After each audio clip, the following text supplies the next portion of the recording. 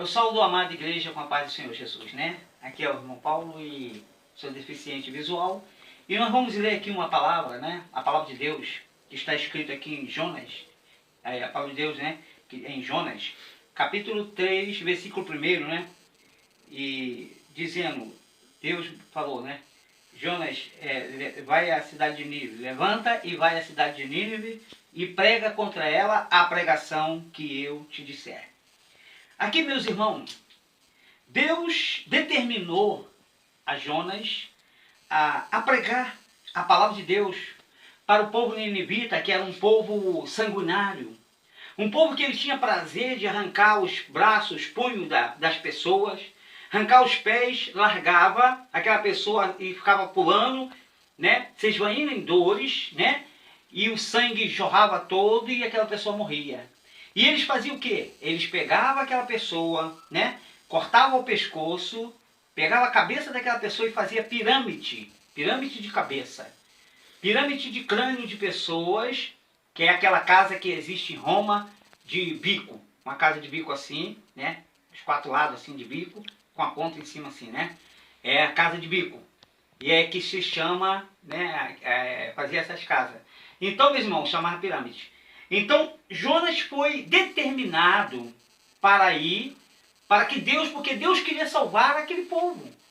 Todavia, aquele povo trouxe para Deus muita tristeza, muita angústia, muito choro. Nosso Deus, o Pai, o Filho e o Espírito Santo de Deus, ele chora por causa do pecado, que ele quer salvar a humanidade, mas a humanidade não quer salvação. E ele chora. E a Bíblia fala para nós, meus irmãos, que Deus queria salvar aquele povo. Por isso que Deus enviou Jonas para dar, porque Deus dá oportunidade ao homem, né? O homem peca, mas Deus dá oportunidade ao homem. O nosso Deus, ele não pune no momento, ele não pune na hora. Ele dá um tempo para que aquela pessoa venha se converter, venha reconhecer os seus erros, os seus pecados e volte.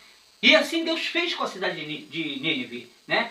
Então, Jonas foi determinado a ir para a cidade de Nínive e Jonas foi para Társio. Agora vocês veem bem, meus irmãos, como o nosso Deus é tremendo, como o nosso Deus ama o seu povo, né? Jonas foi para Társio, pegou a sua passagem, ele tinha que ir para Nínive, ele foi para Társio, outro lugar. Pegou a sua passagem, pagou a sua passagem no navio, entrou e foi. E foi dormir, foi para o porão do navio e tirou um sono. Mas a ira de Deus estava sobre ele, por quê? Porque ele desobedeceu a palavra de Deus. Eu quero dizer para você que quando o homem desobedece a palavra de Deus, ele sofre, ele padece por causa da desobediência. E Jonas desobedeceu o mandato de Deus, né? A palavra de Deus, né? E ali, meus irmãos, Deus enviou uma tempestade ali tão grande, as águas do mar, né, se revoltaram, o navio já estava para quebrar, né? E aqueles homens não entenderam nada, aqueles homens serviam a deuses que não têm vida. Eles então vendo que vão fazer o seguinte, vão pegar toda a fazenda que está dentro do navio, vão jogar para o mar, vão jogar tudo fora. E eles esvaziaram o navio jogando as coisas pesadas fora, né? Mas o problema não era aquilo, o problema era Jonas. Era o pecado de Jonas. Eu quero dizer para você que o pecado, ele pesa. O pecado de Jonas que estava cometendo isso sobre aquele povo, né? Por causa do pecado de Jonas. E a Bíblia diz, meus irmãos, que então Jonas estava dormindo e eles se esforçaram, né, para poder ver se vencia ali o mar, vencia aquela tempestade, aquela coisa ali que estava acontecendo no mar. E eles não tiveram êxito, porque era Deus punindo Jonas, né? E por causa do pecado de Jonas, estava alcançando todos eles ali. O pecado que um comete, os demais da família também sofrem por aquele pecado. Você tira aí, meus irmãos, Acã. Acã era um homem, um soldado, né, do exército de Israel. E quando eles foram lutar contra a Babilônia, Acã pegou uma cunha de ouro e uma capa babilônica e levou para a sua tenda, botou dentro da sua tenda. E por causa desse pecado, quando Israel foi lutar contra um povo chamado, um povo bem insignificante, né, o povo de Ais, não sei. Eles foram lutar contra esse povo e disse que menos da metade do povo de Israel vencia aquela guerra. Mas determinaram de todo mundo, foi todo Israel, lutar contra um povo bem pequenininho. Só que chegou lá, meus irmãos, aquele povo de pequenininho começou a matar todo. Josué parou e falou, meu Deus, o que está acontecendo? Não estou entendendo nada. Né? O povo de Israel não perde, o que está vendo? Aí foi quando Deus, né, mandou ele chamar os homens e viu lá que tinha pecado no meio de Israel. O pecado, ele atinge todas as pessoas.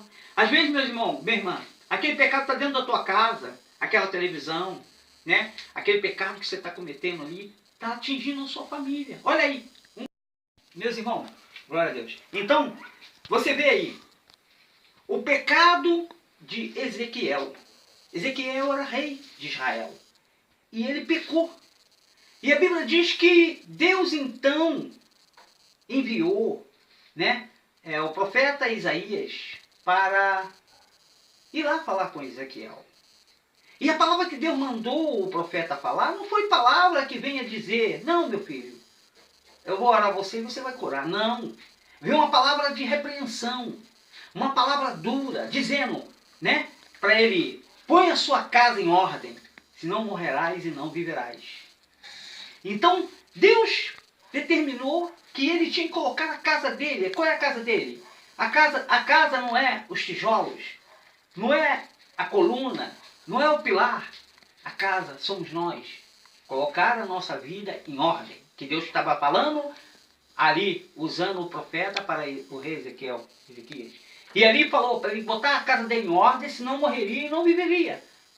E a Bíblia diz que aquele homem, aquele rei, ele se humilhou. Ele virou para a parede e chorou amargamente. Ele se humilhou dizendo, Senhor, tenha misericórdia de mim, perdoa meus pecados, não vou mais cometer. Ele decidiu alargar o pecado e não cometer mais ele. E Deus se agradou da humilhação. O segredo de todo homem e toda mulher é se humilhar. Se você se humilha e reconhece seus erros, não volta mais a praticar, Deus será contigo, né? Quando se humilha. E a Bíblia diz que o profeta ainda estava no corredor do palácio. Deus falou novamente para o profeta, volta lá e fala com ele. Fala com ele que eu vou acrescentar. Eu ouvi a oração dele, ouvi o clamor dele, a humilhação dele, e vou acrescentar na vida dele, né, 15 anos de vidas. Então você veja bem que aquele profeta, aquele rei, ele ainda viveu mais 15 anos, né? Porque ele se arrependeu e reconheceu os seus erros e voltou. Eu quero dizer, meus irmãos, nós vamos voltar novamente para essa mesma palavra aqui, né? Você veja bem, vamos adiantar aqui essa palavra. Vamos ali. Aquela mulher que foi apanhada em adultério. Ela foi apanhada num ato de adultério. E aqueles homens pegaram, né, aquela mulher e levaram até o Senhor Jesus, que estava mais à frente, bem mais à frente. E Jesus estava escrevendo na areia. E aquela escritura que Jesus estava escrevendo era a sentença já daqueles homens. E aí chegou aquele montão de homens, cada um com uma pedra na mão, cada um com uma pedra maior na mão, e a mulher na frente, vamos embora. E chegou diante do Senhor Jesus, colocaram aquela mulher, né, em pé e eles em volta. Preparado já para jogar pedra. E cada um já estava até, eu creio que já estava até marcando onde ia mandar pedra nela, né? Um eu vou acertar na cabeça, outro eu vou acertar no pescoço, vou acertar na orelha dela. Cada um já estava já com a mira para acertar a mulher em adultério. E a Bíblia diz que aí um dos homens, com ousadia, chegou, Senhor Jesus, ó, pegando essa mulher em adultério, e a Bíblia, pela lei, a lei diz que toda mulher que é apanhada em adultério tem que morrer apedrejada. O que o Senhor diz? O Senhor Jesus continuou escrevendo, não falou nada. Está escrevendo lá. A sentença é dele já, dos homens. Pá, na areia. Aí o Senhor Jesus pegou, levantou, se consertou, se endireitou, que ele estava arreado, ele levantou. E ele, né, olhou para a mulher, olhou para os homens todos, olhou para todos eles, todo mundo com o pé na mão. Aí Jesus só deu uma palavra para aqueles homens, ó, veja bem, olha para mim. Aquele que tem pecado, aquele que não tem pecado, atire a primeira pedra. E a Bíblia diz, meus irmãos, que aqueles homens refletiu. Aqueles homens realmente caíram em si. Eles reconheceram que era pecador, Eles reconheceram que já nasceram do pecado, né? E reconheceram que era falho. E aqueles homens, meus irmãos, a Bíblia diz que saiu do maior até o menor, foram jogando a pedra fora e foram saindo. E Jesus estava lá escrevendo, lá na areia, lá. Aí saiu todo mundo, ficou só a mulher. Aí Jesus, quando Jesus viu, porque Jesus sabia, né? Que os homens saíram. Jesus é onisciente, onipresente e onipotente. E então Jesus olhou assim e falou, mulher, levantou e disse, mulher, cadê teus acusadores? E aí a mulher falou, Senhor, já foram embora, foram embora. Eles foram embora? Foram. Jesus falou assim, então vai-te e não peques mais. Então veja bem que essa palavra, irmão, todos que pecam irão perder a salvação se não se humilhar. Muitas vezes você está na televisão, muitas vezes você está no palavrão, muitas vezes você está no adultério, calça comprida, usando cabelo cortado, cabelo pintado, isso tudo é pecado, né? Usando esmalte, usando bijuteria, usando sapato alto, roupa apertada, rachada, né? Usando coisas que não é do agrado de Deus. E você é um servo de Deus, uma serva de Deus. Dorme de qualquer maneira, né? Não tem referência, porque o anjo te visita toda noite, vê do jeito que você está, fala para o Senhor Jesus. Então, meu irmão, tudo que é pecado, a gente perde a salvação se não se consertar. Mas eu quero dizer para você o seguinte, ainda há condição de ser salvo. Porque você tem vida, você ainda está com vida. Todos que têm vida ainda há condição de ser salvo, né? Só aqueles que blasfemaram. Meus irmãos, que a blasfêmia contra o Espírito Santo de Deus é que o homem não é mais salvo, perde a salvação, tanto homem, mulher, seja quem for, que blasfemar. Mas enquanto o homem tem vida, há esperança, se não blasfemou, há esperança de salvação. Não é que você, às vezes, está cometendo um pecado, que você vai perder a salvação. Só perde a salvação depois, quando a pessoa morre. Se você partir do jeito que está, todo errado, realmente perderá a salvação. Mas até o último fôlego de vida, ainda há tempo de salvação, se você se humilhar, né? E eu quero dizer para vocês, meus irmãos, aqui, que Jonas então, né, foi jogado, pegaram Jonas, jogaram no mar, né? Que os homens fizeram uma sorte, a sorte caiu em Jonas, e Jonas foi jogado no mar, e a água abrandou. Mas a Bíblia diz que Deus já tinha preparado uma embarcação especial, né? Um grande peixe já esperava Jonas. Quando ele bateu na água, o peixe engoliu ele e Deus determinou, leva Jonas detrás da cidade de Nínive. E aquele peixe levou Jonas. Jonas foi embora, dentro do peixe. Agora, meus irmãos, o que me leva eu a refletir, veja bem, Jonas dentro do peixe, quer dizer, era para ele morrer, não ter ar, porque não tem ar. Mas era Deus, Deus está no negócio. E tudo onde Deus está, tudo é resolvido. E a Bíblia diz que o peixe levou Jonas e vomitou Jonas lá detrás de Nínive. E Jonas, quando saiu dali, se ajeitou, se preparou e saiu pregando a palavra de Deus. Falando do amor de Deus, né? Que Nínive seria consumida.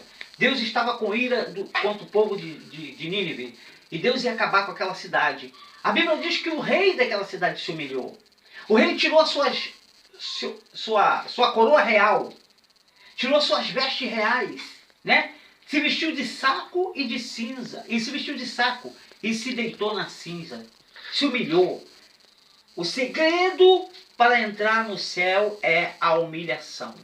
O segredo para ser o maior no céu é o menor, ser menor.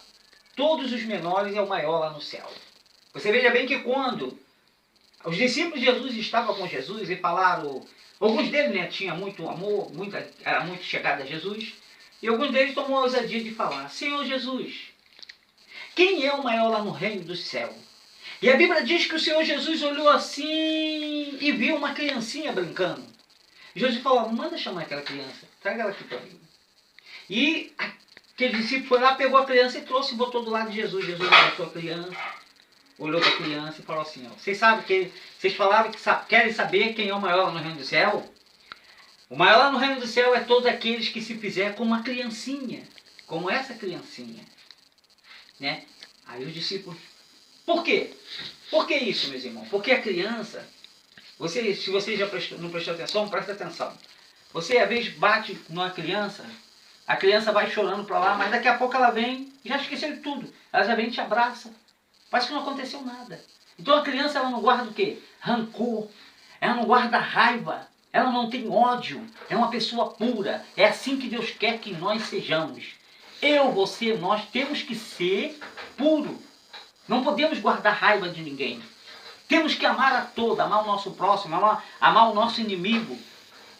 Amar aqueles que desejam o nosso mal. Temos que amar. Essa é a ordem de Jesus. Porque, veja bem, quando Jesus estava na cruz, Jesus tinha todo o direito de dizer, Senhor, meu Deus, falar, Pai, mata todo mundo. Não, Jesus fez diferente. Jesus, ele amou todo mundo, ele ama todo mundo. Né? Jesus poderia pedir ao Pai para mandar um anjo, uma legião. Ele falou, se eu quiser, eu posso descer, meu Pai mandar uma legião de anjos e matar todo mundo. Né? Ele poderia muito bem fazer isso, mas não, ele sofreu por nós. Ele padeceu ali na cruz. Ele foi ali crucificado, né? Colocado sobre a cabeça dele uma coroa de espinho, né? Foi furado com uma lança de um lado para o outro, foi pregado numa cruz com cravos grandes. Veja bem, agora você veja bem que aqueles homens, eles não tiveram pena de Jesus não, né? Aqueles homens cravaram, pregaram, fizeram um buraco bem fundo entre os dois salteadores, né? E quando aqueles homens cravaram Jesus, aí juntou aquele montão de homem e levantou Jesus com a cruz e tudo. Tudo bem. Só que na hora de botar no buraco, meus irmãos, você não pensa que eles botaram devagarzinho, com carinho, não. Não, eles chegaram no buraco era fundo. Eles soltaram a cruz. Agora veja bem o impacto. O impacto do peso de Jesus, né? Pendurado numa cruz pelas mãos e pelos pés. Veja o impacto que deu do peso dele com o solo. Rasgou as mãos de Jesus, né? Rasgou os pés de Jesus. Tudo por causa, sabe de quê? De mim e de você, de nós. Ele não morreu à toa naquela cruz, não. É para salvar a tua alma, é para salvar a minha alma. É para nos salvar, para nos levar para a glória. Muitos acham que ser evangelho é só ir para a igreja, ler a Bíblia, pagar o dízimo, né? Ser amigo do irmão, da irmã que está salvo. Não é isso não, irmão. Então, meus irmãos, Jesus ele sofreu por nós, né? Ele foi ali. Então, o impacto do peso de Jesus com o solo rasgou as mãos de Jesus, né? Rasgou os pés de Jesus, né? Que dor imensa Jesus sofreu por causa de mim, pobre, miserável pecador, por causa de você, por causa de nós, pobres, miseráveis pecadores. Jesus não morreu naquela cruz à toa, não. Mas a Bíblia diz que no terceiro dia ele ressuscitou. Durante o primeiro dia até o terceiro dia era o tempo que ele desceu até o inferno. Ele desceu na profundeza do inferno, né? E Lúcifer ficou apavorado, porque entrou aquela luz. Aquela luz entrou pelo inferno e foi andando. E Lúcifer tentou correr, mas não tinha força. Porque Jesus falou, não, você fica aí, os outros podem correr. E os demônios correram para tudo quanto é lado, se escondendo. E Jesus chegou lá nele e falou, Lúcifer, eu estou aqui agora, presente. Botou a mão, bota aqui, bota a tua cabeça aqui. E Lúcifer botou a cabeça dele e ele esmigalhou a cabeça dele aqui, ó, no pé. E pegou a chave da morte, a chave do inferno e a chave da vida. Está tudo na mão de Jesus. Jesus é o único que manda em tudo. O nosso Deus ele é onisciente, onipresente, onipotente. Ele comanda toda a face da terra. Ele comanda tudo, tudo está nas mãos dele. Só desce ao pó aquele que Jesus determinar, né? Satanás muitas das vezes quer acabar com você, mas ele só tem permissão para levar a pessoa se Jesus quiser. Ele tem que pedir permissão a Jesus. Sem a permissão de Jesus, nada feito. Então, meus irmãos, o nosso Deus ele é tremendo, né? Ele não morreu à toa, ele quer salvar as nossas almas, né? Nós temos que largar todo o pecado para alcançar a bênção de Deus. E aqui, meus irmãos, terminando a palavra, né? Jonas acabou de pregar lá em Nínive, né? A pregação, o rei tirou a sua coroa real, né? Tirou as suas vestes reais, suas roupas reais, vestiu de saco e se humilhou. E Deus determinou naquela cidade que todos jejuassem 3 dias.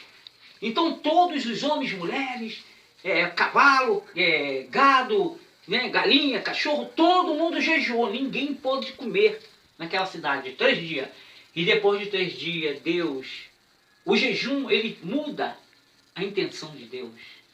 para melhor, né? Eles jejuaram, Jesus, e Deus vendo, Deus não mais consumiu a cidade, porque aquele povo se humilhou diante de Deus, né? Então quero dizer para você, meus irmãos, que a humilhação é o principal na vida do homem, da mulher. É se humilhar e obedecer à palavra de Deus. Se Jesus falou para você, falou para mim, larga a televisão, não vê televisão.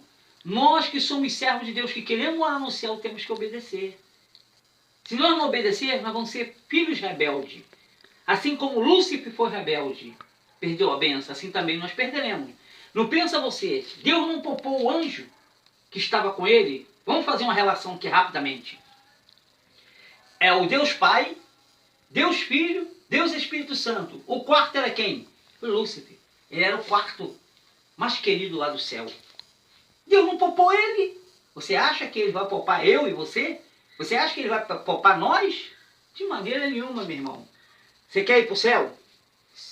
De verdade? Quer morar no céu com Jesus? Larga todo o teu pecado. Porque Jesus falou, não ameis o mundo, nem o que no mundo há. Porque aqueles que amam o mundo, o amor de Deus não está nele. O negócio é duro, meus irmãos, né? O amor de Deus não está nele. Então nós temos que amar Jesus. Aqueles que amam Jesus, larga o pecado, deixa a vaidade e segue a Jesus, né? Corre para os pés de Jesus, né? É assim que Deus quer, meus irmãos. Se você quer morar no céu realmente, larga todo o teu pecado, tá? Ah, não, o pastor falou que não tem problema não. O pastor falou que não tem problema, mas a Bíblia te condena.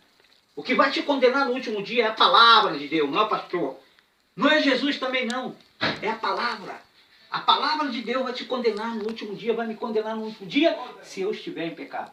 Então que Deus possa abençoar, né, as nossas vidas, em nome do Pai, em nome do Filho, em nome do Espírito Santo de Deus. Meus irmãos, você que ouviu esta palavra de Deus, levanta as tuas mãos comigo, aceita Jesus. Você que não aceitou, você que está desviado, né, está fora do caminho de Jesus, aceita Jesus agora. Fala comigo assim, Senhor Jesus, perdoa os meus pecados, sara a minha terra. Senhor, escreve meu nome no livro da vida e sela com teu sangue para o grande dia da redenção. Senhor, eu te aceito e quero a tua bênção no nome de Jesus Cristo, morar no céu. Vamos fazer uma oraçãozinha. Senhor Deus Pai, abençoa, Senhor. Confirma a vitória na vida daquelas pessoas que entregaram as suas vidas para Jesus agora. Confirma a vitória, Senhor, e firma eles na sua presença, em nome de Jesus. Meu irmão, minha irmã, você que ouviu a palavra de Deus, né? Dá aí o teu comentário, dá aí o teu like, inscreva-se, né? E dá aí o sininho, né? E Deus vai ser contigo, Deus vai te abençoar de uma forma maravilhosa, tá bem? Muito obrigado por você dar ouvido à palavra de Deus. Todos aqueles que dão ouvido à palavra de Deus alcançam a misericórdia de Deus. Ouve a palavra de Deus e procura obedecer.